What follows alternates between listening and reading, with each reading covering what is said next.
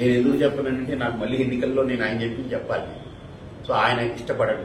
కాబట్టి తప్పకుండా ఆయన చెప్పిన ప్రతి మాటని నేను నిగూఢంగా నిశితంగా పరిశీలిస్తూ వచ్చి నేను చెప్తున్నమాట 2014లో ఖచ్చితంగా కూటమి వస్తుందని చెప్పాను.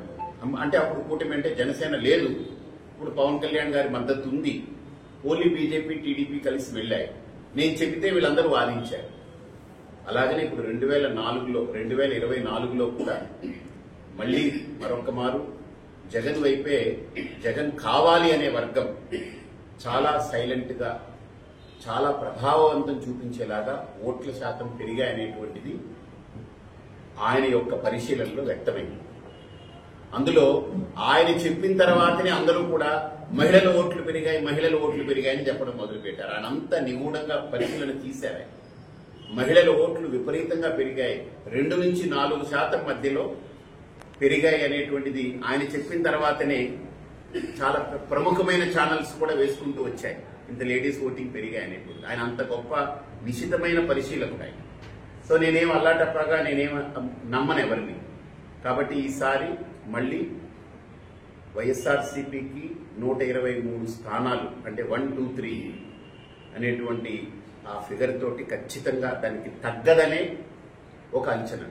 ఆయన లెక్క అయితే గతంలో 151 స్థానాల కంటే అధికంగా ఒక 8 స్థానాలు రావచ్చు అనేటువంటి ఆలోచనలో కూడా ఉన్నారంటే ఈ స్వింగ్ కనుక ఒక వేవ్, అండర్ కరెంట్ వేవ్ కింద కనుక వెళ్ళుంటే ఇదే కరెక్ట్ అయితే ఇలా వస్తుంది అనేటువంటిది ఆయన ఖచ్చితంగా చెప్తున్నారు సార్. ఇంత పరిస్థితుల్లో ఇన్ని సర్వేలు చెప్తున్నాయి, మీరు వేద పండితులకు సంబంధించి తీసుకున్నారా లేదా వేరే టెక్నికల్ గా తీసుకున్నారా? చెప్పినారా మీ స్వామి చెప్పినారు? నేను స్వామీజీని చెప్పట్లేదు. నేను స్వామీజీగా నాకున్న మార్గంలో నేను ఎలాగైతే కాన్ఫిడెంట్ గా ఎలా ఉంటాను, ఆయన ఒక వ్యవహారకర్త. ఆయన స్వామీజీ ఏం కాదు, ఆయన మంచి పరిశీలకుడు, చాలా బాగా పరిశీలన చేస్తాడు, సొంతంగా డబ్బు ఖర్చు పెట్టుకుని చేసుకుంటాడు ఆయన. కాదు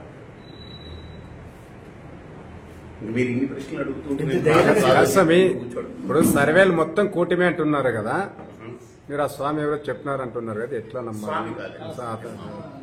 మీరు నమ్మలేక వ్యక్తి. నేను నమ్మడం కాదు, నేను ప్రాక్టికల్ గా నేను అన్ని చెవి చూశాను. అది అంటే నాకేమి ఇప్పుడు కూటమిలో బీజేపీ ఉందండి, అర్థమైందా? నేను మోడీ గారి గురించి చెప్పాను కదా, ఎన్డీఏగా అక్కర్లేదు, సొంతంగా మోడీ గారు నిర్మాణం చేస్తారు. అందుకనే మోడీ 3 జగన్ 2 అనేటువంటిది ఆయన స్పష్టం చేశారు. మోడీ 0.3 జగన్ 0.2 అని చెప్పారు. ఆయన ఏ పార్టీకి చెందని వ్యక్తి, అన్బయాస్డ్ గా ఉంటాడు. అందుకే నాతో మాట్లాడతారు. ఇంకెందుకు గంటలే కదా. అందుకే నేను కూడా ఆయన్ని ఒక 15 రోజులుగా ఆయన ఒత్తిడి చేస్తూ ఉంటే ఆయన మొత్తం వర్క్ చేసి నాకు తీసుకొచ్చిన అంశాలు చెప్పాను. అందుకే నేను ఈరోజు మీ ముందు పెడుతున్నాను. మీరు చూస్తారు 1, 2, 3 అనేది ఎలా ఉంటుందని మీరు చూస్తారు. అది తగ్గదు, దానికంటే పెరుగుతుందే తప్ప దేశవ్యాప్తంగా ఇది కరాఖండిగా చెప్పలేదు. ఎవరు కూడా చెప్పరు సార్, ఎవరు కూడా ఇంత కరాఖండిగా గంటల్లో అందుకనే కదా నేను వచ్చి చెప్తున్నానంటే మీరు యాక్సెప్ట్ చేయాలి కదా.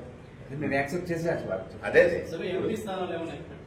ఎక్కడ దీనికి ప్రపోర్షనేట్ గానే వస్తాయి. ఆ క్రాస్ ఓటింగ్లు అవన్నీ అంటున్నారు కానీ ఎక్కువ ఏమీ జరగలేదు.